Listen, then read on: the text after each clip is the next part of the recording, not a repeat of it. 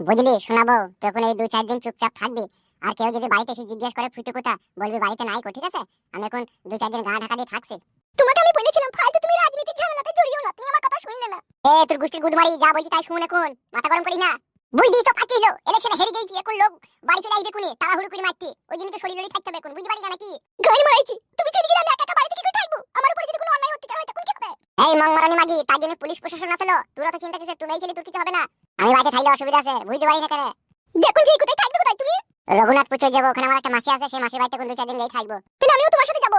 আরে বাড়া বুঝি না, এখানে সবাই বাড়ি থেকে চলে গেলে অসুবিধা আছে, লোকে বলবে শালারা ভয়ে পালিয়ে গেছে, তাই বলবে। তো থাক, আমি চললাম, আমি 2-4 দিন পরে আইবো। থামথামা হয়ে গেলে ঠিক আমি আইবো। বেচাও ই কি রে বাল, মুখে কথা বলি না কেন বলতো? তো গরম দেখি বলছি কেন, বেচাও তো বললাম তো যাও। বেশ ঠিক আছে, চললাম। বাল মুখে যেখানে সেখানে ভোটটা দিয়ে দিলি, বেহেরি গেল, দেখুন ভয়ে গ্রাম ছেড়ে পালাইছি, কাদা কুকুর বেটা।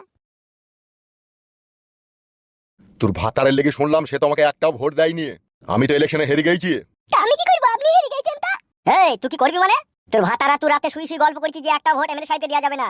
ভোট পাইনি বলি তো আমাদের এমএলএ সাহেব চেয়ারে নাই কো, চেয়ারে অন্যজনে চলে এলো। তো অন্যজনে চলে এলো, তো আমি কি করবো? আরে তাইলে এতদিন আমি দুধ কলা দিই, তাইলে কাল সব পুষলাম। বেইমানি করেছেন জনতার সাথে, সেই জন্য আপনাকে চেয়ার থেকে টেনে হিচড়ে নামিয়ে দিল। বেইমানি কিসের বেইমানি করেছে? সবই তো দিয়েছি তোমাদেরকে। শালা কত বড় নিমো খারাপ মেয়ে ছিলি বলো দেখিনি। হ্যাঁ, পঞ্চায়েতে যা এসে তাই তোমাদেরকে দিয়েছি, আর তুমি বলছো কিছুই দেয়নি। শালা গ্যাসের কিরাসি চলছিল, বাড়িতে বাড়িতে 2 পুন করে ঘষি দিলাম, কার দিলাম। কন্ট্রোলের চালের ভাত খেতে পাইছিল না, শালা মিনিকেট চাল কিনে দিলাম, বাড়িতে বাড়িতে 1 বস্তা করিয়ে ডিরামে ডিরামে পানি পৌঁছিয়ে দিলাম। তারপরে ভোটটা দিলি না? আমি জানি না। জানিস না? কি জানিস না জানি, রাত 12টার পরে বুঝাবো তোকে আমি। একটা কথা সাচ্চা, আমি কিন্তু পাক্কা হারামির বাচ্চা। সেটা আপনাকে দেখলেই বোঝা যায়। তুই এখন দিনের বেলা বলি রিহাই পেয়ে গেলি, শুধু রাত হইতে দে। মার গুড় দিয়ে রুটি চিনি দিয়ে চা ফু দিয়ে খা, রাত 12টার পরে মদে চাট করে খাবো, দেখবি তোকে আমি। চলে আসেন বড় ভাই, চলে আসেন। চো, আর দুজনের বাড়ি যাবো, চো। হ্যাঁ আসেন। 12 জুদা ফাঁদা কুকুর বেটা, ঠিক হইছিস, তুই হেরে গেছিস, তুই মর গা বেলা বিষ খাগা। নারকেল বেগম, তোর সাথে তো আমার বহু পুরানো এন্টু সম্পর্ক, তুইও আমাকে ভোট দিলি না। কে বললি ভোট দিনি? ভোট দিছি তো। ক নম্বরে ভোট দিছ? কোন চিহ্ন দিছ? কেনে 12 নম্বর বুতামে ডান্ডা চিহ্নে। আরে মাং মারানি, ডান্ডা চিহ্নটা আমার লয় তো। এই মা, তাহলে কার ওটা আবার?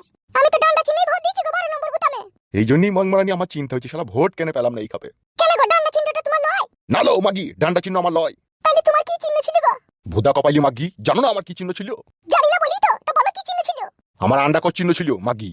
ওটা কি ডান্ডা চিহ্নের পাশেই ছিল নাকি? মাং মারানি মাগি, ডান্ডা চিহ্নর পাশে আন্ডাকর চিহ্ন থাকবে? মাঝে ছিল লো। মাঝেরটা আমি হয়তো খেয়াল করিনি। তা কেন খেয়াল করবি লো? লেবার সময় তো খুব খেয়াল করিস, সেন্টারে ঢুকছি না সাইডে ঢুকছি। আর ভোটটা দেওয়ার সময় ঠিকঠাক জায়গায় দিতে পারলি না। বেশ ঠিক আছে, এই বছরে হেরে গেছো তো কি হয়েছে? সামনে ইলেকশনে তোমার ওই ডান্ডা চিহ্নে আমি সঠিক জায়গায় বুতামটা টিপবো। মাং মারানি ভুদা কপালি মাগি, ততদিন কি আমাকে পাবলিক বাঁচিয়ে রাখবে? আমার ডান্ডা ছিঁড়ে নেবে লো।